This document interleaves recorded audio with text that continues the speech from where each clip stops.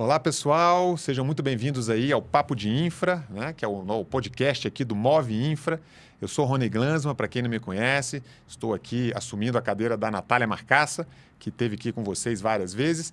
E hoje a gente tem um convidado, minha primeira participação como entrevistador aqui do Papo de Infra, né? Eu já tive aqui anteriormente como entrevistado e agora como entrevistador eu tenho uma honra enorme de receber aqui conosco Tomé Franca, né, que é o nosso secretário nacional de Aviação Civil, uma posição super importante. Obrigado, Tomé, pela sua presença aqui, é uma honra para nós.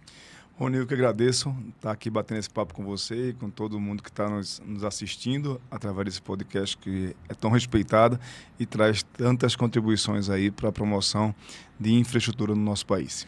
Poxa, muito obrigado, Tomé. Olha, a sua presença aqui para nós é uma honra e eu queria começar falando um pouco da sua trajetória, né? Você chegou na aviação civil agora, alguns anos atrás, mas você tem uma longa história aí na parte da infraestrutura. A gente fala muito sobre Pernambuco, eu sei que você vem lá de Pernambuco. Conta pra gente, você já trabalhou com saneamento, você já trabalhou com mobilidade, com desenvolvimento urbano? Conta pra gente mais ou menos como é que foi sua trajetória. É isso, Rony, eu estou há cerca de 22 anos na gestão pública, minha formação é jurídica, sou formado em Direito, tenho um mestrado em Gestão Pública pela Universidade Federal de Pernambuco. Atuei lá atrás, no primeiro governo do saudoso governador Eduardo Campos, como secretário executivo de Turismo, né? Depois tivemos a oportunidade também de atuar como secretário de Desenvolvimento Urbano e Habitação no governo do estado de Pernambuco também. E recentemente estava como secretário de Saneamento do Recife, lá com o prefeito João Campos. Quando o ministro assumiu o ministério, me convidou para vir para Brasília e a gente está há cerca de um ano aqui contribuindo com o setor da aviação civil. De alguma forma, essas áreas todas, né, ela tem um tangenciamento na infraestrutura do país, né? Desenvolvimento urbano, habitação, saneamento, infraestrutura aeroportuária, são todas as áreas que estão atuando para a promoção de infraestrutura, que naturalmente gera desenvolvimento econômico, desenvolvimento social e oportunidade para os brasileiros. Poxa, que bom. E falando de Pernambuco, né, eu já vou quebrar até o nosso protocolo aqui, porque tem uma sequência de perguntas que eu quero te fazer. Mas eu queria falar de Fernando de Noronha, né? Fernando de Noronha, a gente teve notícia boa aí recentemente. Isso. Eu, inclusive, estou indo para Fernando de Noronha em breve com a família. E quer dizer que nós vamos voltar a ter jatos voando em Fernando de Noronha? Já estou com inveja de você, porque faz tempo que eu não vou lá, Fernando de Noronha. Faz 3 anos que eu não vou à ilha. Preciso voltar ao arquipélago lá, um lugar maravilhoso que o país tem. E é de Pernambuco, né? Com certeza, com certeza. E recentemente fizemos a homologação da pista, né? Da pista de pouso e decolagem, para que jatos possam voltar a operar em Fernando de Noronha. Isso significa maior capacidade, né, porque nós vamos ter aeronaves maiores pousando na ilha e também maior competitividade, porque isso significa que outras companhias aéreas que atuam com aeronaves a jato possam voltar à ilha de Fernando de Noronha. Então a gente está falando aqui de Latam, de Gol e de Azul, com a possibilidade de ter slots lá em Fernando de Noronha. Muito bem, eu consegui comprar passagem lá exatamente nesse aumento de competitividade aí, consegui preços razoáveis, os preços estavam muito caros, porque estava restrita, né, a operação, e consegui preços bastante razoáveis. Então, parabéns aí pelo trabalho.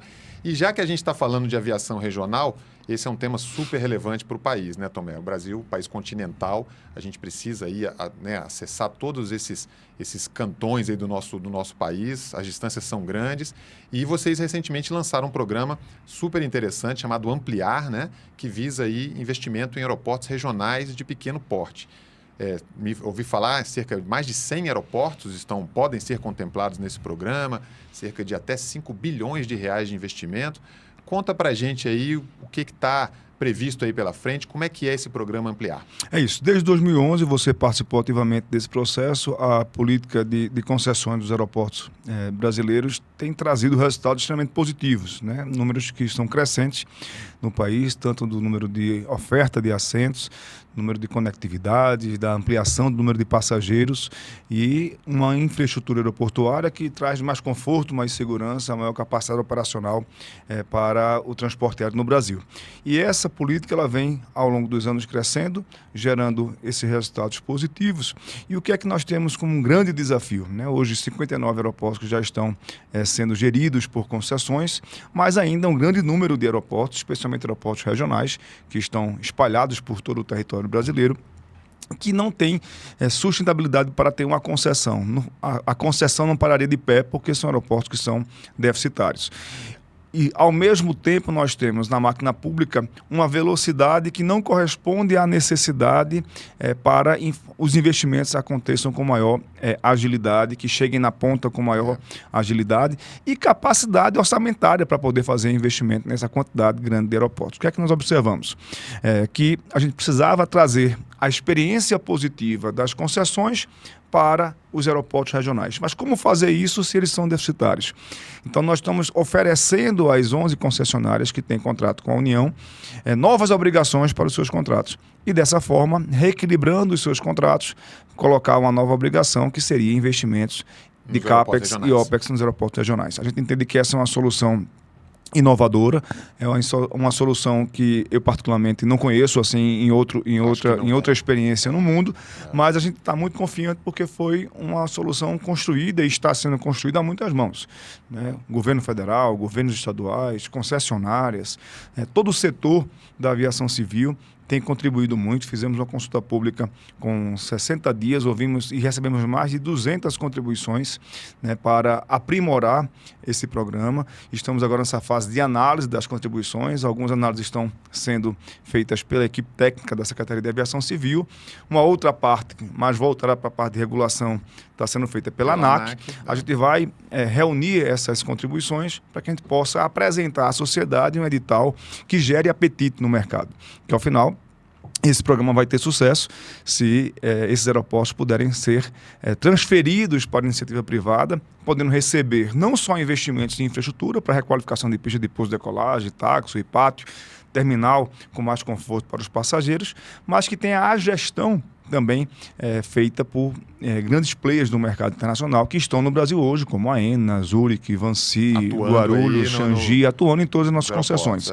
Então, você conseguir fazer que essa experiência de agilidade de investimento, capacidade de investimento e, ao mesmo tempo, capacidade de gestão desses aeroportos, levando isso de uma forma democrática para todos os aeroportos regionais do Brasil, é uma iniciativa ousada, mas que a gente está numa expectativa muito de que vai ser um sucesso. A gente deve estar colocando agora, nesse semestre, um edital com parte desses aeroportos, privilegiando a Amazônia Legal e o Nordeste brasileiro, que são regiões que existe um déficit maior de infraestrutura portuária. A intenção é colocar nessa primeira etapa aí cerca de 20 aeroportos no primeiro bloco, que vão ser oferecidos ao mercado, e estamos com a expectativa de que a gente vai alcançar sucesso. Eu ia te perguntar exatamente isso. A Amazônia Legal está contemplada, né? Porque a Amazônia Legal é um desafio. Aquela região não tem rodovias praticamente, é basicamente ou aeroporto ou transporte fluvial, transporte de barcos e etc. Então está nesse projeto Amazônia Legal. A prioridade, na verdade, estão todos os aeroportos do Plano Aeroviário Nacional, os 102 aeroportos que estão dentro do Plano Aeroviário Nacional, que não estão através de gestão de concessionária, que não estão delegados a estados e municípios e que os estados e municípios não quiseram colocar dentro do programa, todos os outros podem entrar dentro do ampliar. Naturalmente, a gente não vai colocar todos os 100 aeroportos de uma vez só, porque ao mesmo tempo nós tivemos uma curva de aprendizado. Lógico. Com a política de concessões, também vai ter uma curva de aprendizado aí com o ampliar. Então, deve ter aí cerca de 15, 20 aeroportos na primeira rodada, privilegiando o aeroporto do Nordeste e da Amazônia Legal. Poxa, notícia super, super importante, super relevante realmente. O Brasil precisa desse tipo de investimento, né? Eu estava comentando com o nosso time aqui do Move Infra antes, nós estamos retomando aí, chegando perto de novo dos 120 milhões de passageiros, né? Uma marca histórica, porque era a marca de referência antes da pandemia. A pandemia veio, foi realmente devastadora para o setor de aviação, e a gente ficou muito contente, muito feliz com o número do ano passado, chegando a 118 milhões de passageiros, né? Isso. Então, isso tudo motiva muito o setor, mas aí vem um desafio adicional, né? Como que a gente quebra essa barreira dos 120 milhões de passageiros? Como é que a gente vai rumo aos 200 milhões de passageiros no futuro? Em breve aí a gente pode atingir esse patamar enorme de número de pessoas que podem ser transportadas.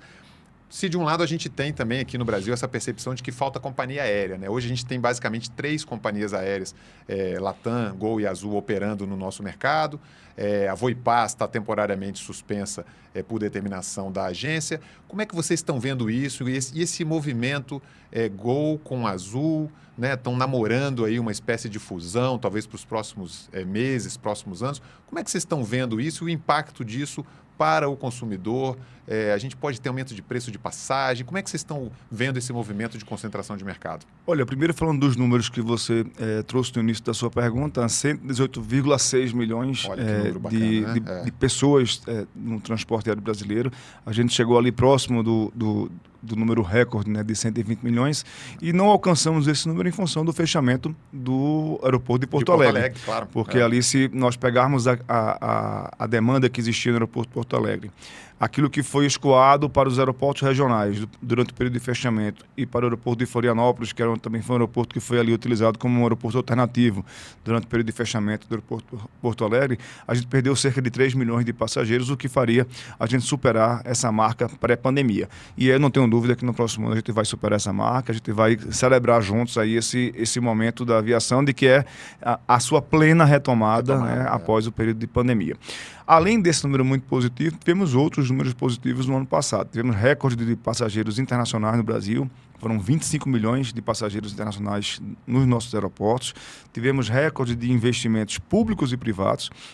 Foi um ano de muitas entregas de aeroportos, das concessões. Foram cerca de 34 aeroportos entregues e além de outras ordens de serviço. Tivemos aqui um investimento anunciado recentemente de 2,3 bilhões de reais no aeroporto de Congonhas e diversos aeroportos entregues aí em todo o Brasil. Essa é uma perspectiva para o futuro. A gente não consegue pensar em crescimento da aviação civil sem infraestrutura portuária. Com certeza. Então, hoje os aeroportos, podemos dizer, nós temos aeroportos capacitados para um crescimento da demanda e o ampliar também está conectado com essa proposta, né? A gente conseguir ter maior conectividade, oferecendo infraestrutura aeroportuária em todo o Brasil, democratizando a infraestrutura aeroportuária em todo o Brasil, para que todo brasileiro possa ter acesso ao transporte aéreo. Em paralelo a isso, o destravamento do FENAC, nessa última terça-feira, dia 25 de março, nós publicamos as indicações do Comitê Gestor que vão elaborar o regimento para que as companhias aéreas possam ter acesso ao Fundo Nacional da Aviação Civil. São 4 bilhões disponíveis para renovação de aeronave, para capital de giro, para investimento no combustível sustentável, gerando também maior capacidade para que as companhias aéreas possam estar no mercado. Linha de crédito, financiamento para que as companhias aéreas possam investir e oferecer um serviço melhor e também buscar equilíbrio no mercado, porque as companhias aéreas sofreram muito, como você mesmo disse, durante o período da pandemia. Então, são medidas como estas, buscando infraestrutura, linha de crédito, oferecendo um ambiente de maior segurança para o setor, que vai gerando essa capacidade para que a gente possa crescer mais no futuro. Com relação às companhias aéreas, a gente vive aí um processo inicial ainda muito longo para poder a gente ter qualquer definição mais concreta com relação à fusão de duas importantes companhias aéreas. Eu acho que hoje nós temos órgãos extremamente capacitados para garantir a competitividade, que é o CADE. Então, sem dúvida, qualquer medida que venha garantir ou não a fusão dessas companhias aéreas passará pelo CADE, que vai estabelecer quais são as regras que garantem a competitividade do mercado. Ao mesmo tempo, a ANAC acompanhando também a qualidade do serviço que vai ser ofertado aos passageiros. Então, qualquer medida nesse sentido passará por esses dois órgãos que são extremamente respeitados. O CADE, que está ali garantindo a competitividade. E tem instrumentos para que, havendo sim a necessidade de fusão, porque ainda existe quase que um protocolo inicial. Né? Então ainda tem muito caminho pela frente para que isso possa se concretizar e virar uma realidade. Mas, chegando a esse momento de ser possível ou não a fusão, o CADE tem instrumentos para que possa garantir competitividade, para que o passageiro no Brasil não seja prejudicado com uma concentração muito grande no mercado. Então, eu acho que a gente tem essa segurança pela qualidade, pelo respeito e pela importância que esses órgãos têm. Então, quanto a isso, eu posso tranquilizar os brasileiros de que a gente não vai ter nenhuma medida que seja autorizada pelos órgãos responsáveis que não garantam a competitividade, que não garantam o acesso ao transporte aéreo, que seria um retrocesso muito grande a tudo aquilo que a gente vem vivenciando nos últimos anos no Brasil. Com certeza. E com relação às empresas low cost, a gente vê muito que na América Latina elas estão presentes, né? No México, no Chile, na Argentina. Vocês têm falado com elas? Assim, o Brasil pode ter uma perspectiva de, no futuro, em breve, aí, ter uma low cost operando aqui? Olha, qual é o grande desafio para a gente trazer low cost? Você conhece bem esse desafio, é a judicialização no Brasil. A gente é uma questão. Estivemos agora na RUTS, a Secretaria e a ANAC estava representada na RUTS. Qual é o grande desafio que as companhias aéreas trazem? Primeiro, o custo, né, da aviação, o custo do combustível no Brasil, que é muito relevante, e a judicialização. O Brasil tem uma participação nesse mercado de judicialização muito fora da curva, né? E que, inclusive, que não condiz com o serviço que é oferecido pelo transporte aéreo do Brasil. A gente oferece um serviço aéreo que é de referência, em que pese a gente vê muito aí nas redes sociais, né, uma outra reclamação, que muitas vezes são justas e, nesses casos, claro, precisa ser de fato ressarcido.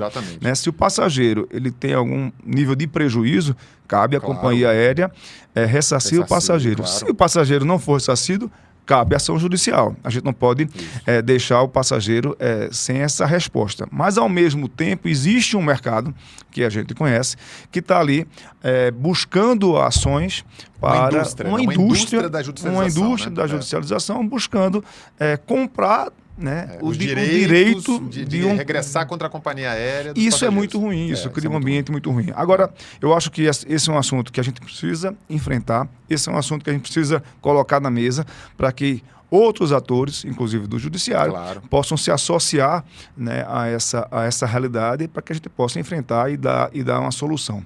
Eu acho que a gente precisa buscar aí mecanismos, talvez uma parametrização do que seria um dano moral, né, talvez estabelecer algumas regras que já defina qual é o valor que o passageiro teria a receber no caso algumas balizas, algumas balizas que possam orientar, como foi feito, por exemplo, na reforma trabalhista com relação ao dano moral.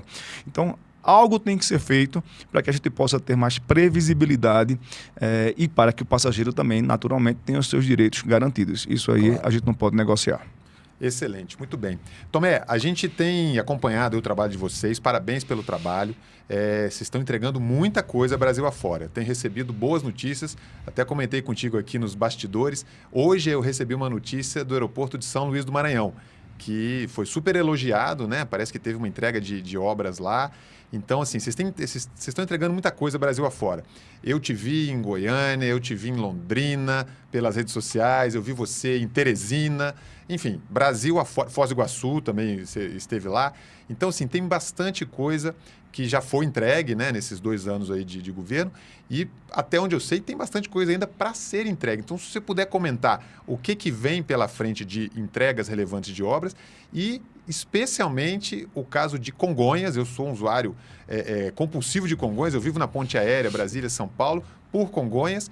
Como é que está Congonhas? O que está para acontecer em Congonhas nos próximos anos? Isso, esse ano de 2024, o ministro Silvio Costa Filho fez, acho que o maior conjunto de entregas de aeroportos. Viajou bastante, Viajou muito, de norte a sul do país. Fizemos entregas de aeroportos requalificados.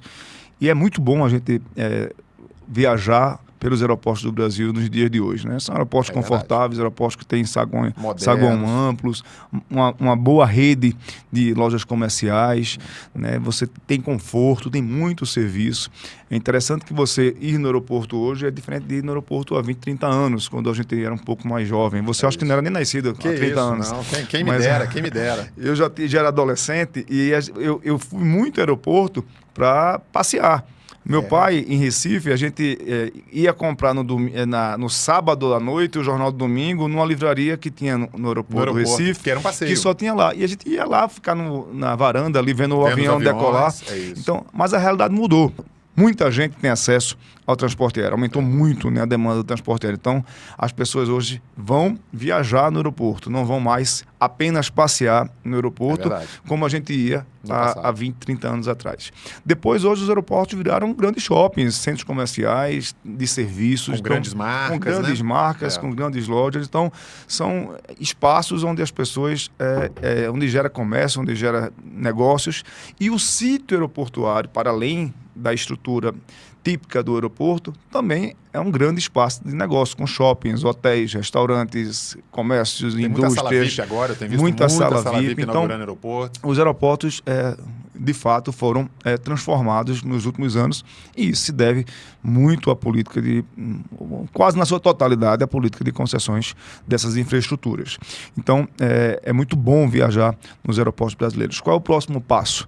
A gente precisa, primeiro, gerar mais negócios nos aeroportos. Nós temos ainda grandes sítios aeroportuários no país e que ainda estão subutilizados. Então, hoje você tem hoje discussões, por exemplo, de redução do sítio aeroportuário, quando, na verdade, a gente precisa ampliar o sítio e gerar negócio nesse espaço, para que, de fato, a infraestrutura portuária seja um catalisador de crescimento econômico, de geração de oportunidades, de novos negócios, terminais logísticos e, inclusive... até shopping center, né? Inclusive, negócios que não têm relação direta com o transporte aéreo. É fazer do aeroporto indutor do crescimento daquela região onde ele está instalado. Isso a gente vê em qualquer aeroporto do Brasil. Você vê aqui em Brasília, o shopping está dentro do aeroportuário, aquelas lojas de locação de veículos estão dentro do aeroportuário. Então tem uma gama de negócios que giram dentro do sítio. E isso é importante porque gera receita para a concessionária, que gera investimento da infraestrutura do portuária, gera mais conforto, gera segurança e pode inclusive gerar diminuição do custo das tarifas aeroportuárias que tem no nosso país. Então acho que esse é um avanço que a gente deve fazer. Tem um instrumento muito importante na Secretaria de Aviação Civil, que é a Portaria 93, que ela permite, ela flexibiliza o investimento, né, dando mais prazo para investimentos de longo prazo, que precisam de mais prazo para se ficarem de pé. E a gente precisa visitar essa portaria para que a gente possa trazer ainda mais investimentos. A gente tem muita área nos aeroportos que precisa trazer investimento, porque um novo negócio colocado dentro do aeroporto significa mais gente trabalhando, mais negócio, mais receita, mais impostos, desenvolvimento, gente levando comida para a sua mesa. O cara que trabalha ali numa loja, ele tem uma família que depois ele vai para casa e consegue sustentar a sua família porque ele está ali atuando dentro do aeroporto. Então, essa visão social a gente também tem que ter do investimento privado, né, dentro dos sítios aeroportuários. Vários aeroportos no mundo, né, Tomé? Você sabe bem, tem centros de convenções, hospitais, shopping centers, atividades econômicas relacionadas à cidade, né, que se valem do sítio aeroportuário pela sua localização, pelo serviço que ele tem, pela facilidade de acesso. E o Brasil realmente precisa desenvolver muito. Brasília é um bom exemplo, tá indo bem, Florianópolis também está indo muito bem. Tem várias iniciativas que estão começando a vingar aqui no Brasil e vamos torcer para que elas continuem, né? E ainda falando de futuro, acho que essa experiência, Rony, é o que a gente quer levar para os aeroportos regionais. Esse é o nosso foco agora desse primeiro semestre, é a gente colocar esse edital do programa Ampliar na rua e a gente conseguir colocar alguns aeroportos desses que estão hoje gerando, digamos assim, pouco resultado para as regiões onde eles estão instalados. Potencializar isso, né? Potencializar isso e fazer desses aeroportos também vetor de crescimento para essas cidades e essas regiões. E Congonhas? Como é que está Congonhas? Tem muita coisa acontecendo lá, hein? Eu tenho passado por lá. No finalzinho do ano passado anunciou, deu a ordem de serviço lá junto com a ANA de 2,3 bilhões de reais. Congonhas é o principal aeroporto doméstico do Brasil.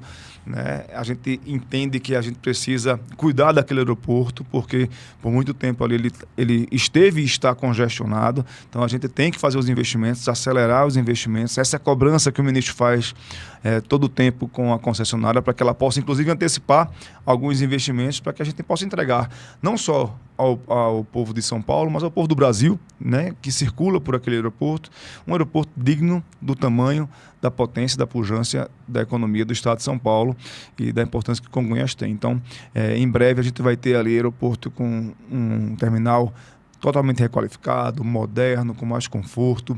Né? As obras já estão acontecendo. Eu tenho visto já algumas coisas lá. Quando eu passo por lá, eu vejo algumas coisas acontecendo. E a gente precisa dar agilidade a isso para que a gente possa logo entregar isso ao povo brasileiro. Poxa, que boa. Que boa notícia. Bom, Tomé, para a gente terminar aqui, eu queria falar sobre COP30. Né? Esse ano a gente tem COP30 no Brasil. A agenda de sustentabilidade é uma agenda super importante aqui para o Movinfra, para as suas associadas. É talvez o nosso carro-chefe, né? Junto com a atração de investimentos e com segurança jurídica. Sustentabilidade é muito forte. E COP30 vem para Belém esse ano, vem para o Brasil e ainda, né, torna ainda mais vocal essa questão da sustentabilidade nos modais de transporte.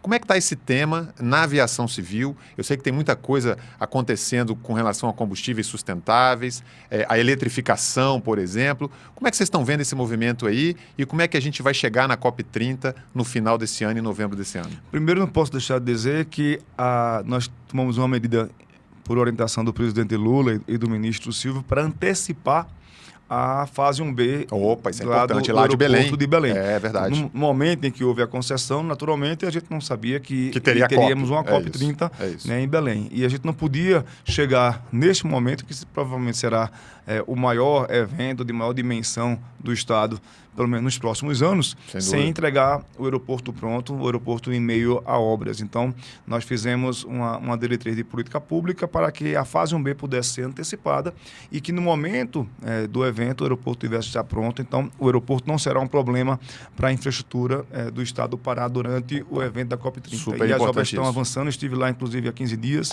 Eu vi. Eu estive lá. Visitando a obra. A obra Verdade. está realmente avançando de maneira muito rápida. A obra também da base aérea, que é o Ministério da Defesa. Que é ao também, lado ali, que é né? ao lado Isso, compartilha, né? E vai compartilhar para as autoridades serem recebidas lá. Vai ser construído um terminal de autoridades na base aérea. Então, tudo está avançando e aeroporto não vai ser problema para esse evento tão importante para o país. Em paralelo a isso, a pauta, que é uma pauta permanente de sustentabilidade com relação ao combustível sustentável. A gente no FENAC, inclusive, está colocando como um dos requisitos para o acesso a esse fundo pelas companhias aéreas, o investimento também em combustível sustentável. A gente sabe que hoje a gente não tem isso no mercado. Ainda, exatamente. Né? Ele não existe ainda em escala. Em escala. Mas a gente não tem nenhuma dúvida que o Brasil tem forte potencial para ser produtor e para poder fazer desse combustível algo que seja uma realidade para o mundo, né? Dando exemplo aqui para o mundo como um todo. O Brasil tem muita fonte de biomassa, né? Então, assim, pode vir de várias fontes. Pode vir do milho, pode vir do etanol de cana, enfim, pode vir do lixo, pode vir de muitas fontes aí, a biomassa, para chegar nesse combustível, né? Isso. Em paralelo também nós temos os estudos para a produção das aeronaves Evatol, né? Que a Embraer também tem feito elétricas, né? Investimentos também nesse setor. Eu acho que a gente está crescendo muito nessa área. Essa é uma pauta que não dá para você mais descartar. Os aeroportos têm feito investimentos também nessa área com relação ao tratamento de resíduos sólidos, experiências que são significativas. E agora, no dia 27 de maio, nós vamos estar fazendo a premiação da Aviação Mais Brasil. Queremos que você esteja lá conosco. Opa, vai ser um prazer. Que legal. Representando todo o movimento que é tão importante para a aviação também. Que legal. Premiando, inclusive, iniciativas que favorecem e promovem a sustentabilidade nos aeroportos brasileiros. Que não são poucas, são muitas. Que legal, na área ambiental. Então, dia 27 de maio, 27 de maio tem o prêmio Aviação Mais Brasil e a gente quer que você esteja lá com a gente. Conte conosco, estaremos lá sim, vai ser uma honra. Faço questão de estar lá com vocês. Bom, Tomé, a gente está chegando aqui ao final do nosso podcast, nosso videocast. Eu queria te agradecer enormemente, te parabenizar pelo trabalho de excelência que vocês vêm fazendo lá na Secretaria, também pela Agência Nacional de Aviação Civil, a Infraero, que tem o seu papel também como empresa pública atuando nesse segmento. Então, eu acho que o setor está muito bem encaminhado nas suas mãos aí. Então, parabéns por esse trabalho. Eu passei pela Secretaria, então eu sei a responsabilidade e os desafios de sentar nessa cadeira que você tá sentado hoje. Então, parabéns pelo seu trabalho, pela sua atuação, pelo profissional que você é e tenha sempre no Move Infra o apoio, né, que vocês precisarem. A gente está querendo trazer cada vez mais esse tema da aviação, do transporte aéreo para dentro do movimento e enfim, conte com a gente para a gente apoiar em todas essas agendas aí que estão prosperando aqui no Brasil. Obrigado por estar aqui conosco. Rony, eu agradeço a oportunidade e agradeço o reconhecimento ao nosso trabalho, o reconhecimento do Move Infra, ao trabalho da Secretaria, do Ministério de Portos e Aeroportos, não ao trabalho do secretário, mas de um time que você conhece muito bem. Nós temos uma equipe extremamente competente, dedicada, não só na Secretaria, como também na ANAC e na Infraero, que o resultado é esse. O resultado é o crescimento da aviação no Brasil, é o desenvolvimento da infraestrutura aeroportuária, e isso naturalmente é fruto desse time que tem trabalhado pela aviação nos últimos anos, nas últimas décadas. Então, de fato, o Brasil está bem colocado em termos de profissionais e servidores públicos que atuam nessa área, mas também muito bem colocado nos parceiros privados que têm investido investido na gestão aeroportuária, tem investido no setor através das companhias aéreas e nos serviços que são vinculados ao transporte aéreo no Brasil. Então, é sim um grande desafio, é sim uma grande responsabilidade, mas é uma responsabilidade que eu divido com muita gente boa, com muita gente competente, que tem contribuído para os resultados que o país tem alcançado. Que legal. O time é muito bom, realmente. Parabéns aí pela equipe. E você que está nos assistindo aí, eu quero agradecer, né, pelo seu tempo, pela sua paciência, pelo seu interesse e convidar todos para continuar aí acompanhando nossas redes sociais. O Move Infra está no Instagram, está no LinkedIn, está no YouTube. Então, continue nos acompanhando e até o nosso próximo podcast aqui do Move Infra, Papo de Infra. Forte abraço a todos.